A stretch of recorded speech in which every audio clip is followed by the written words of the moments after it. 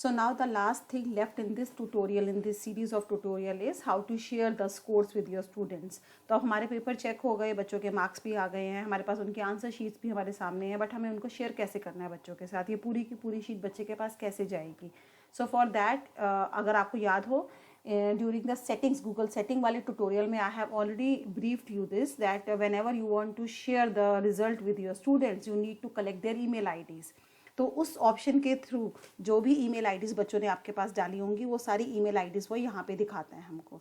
तो जैसे मैंने सेकंड वाले बच्चे की ईमेल आईडी xyz@gmail.com डाली थी. ऑब्वियसली मैंने आपको बताया था कि you have to brief this to your students कि उनको बहुत ध्यान से अपनी ईमेल आईडीज़ डालनी है ताकि वो गलत ना चली जाए उनके पास.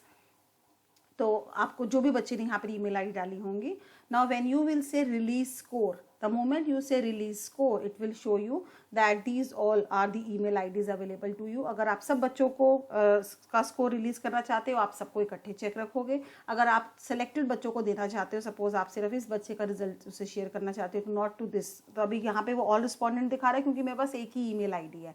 जब आपके पास बहुत सारे बच्चों की होगी तो अगर आपको एक साथ सबकी करनी है, you have to click on all, otherwise you can go one by one to any one single also, and then you have to say send email and release. तो जो भी ईमेल आईडी बच्चे ने डाली हुई है, the result sheet of that particular child will go to that particular email ID.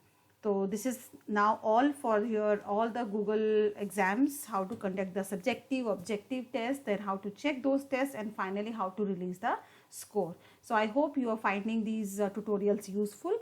Please do subscribe to my channel and like the video and share it with your friends also. Thank you so much.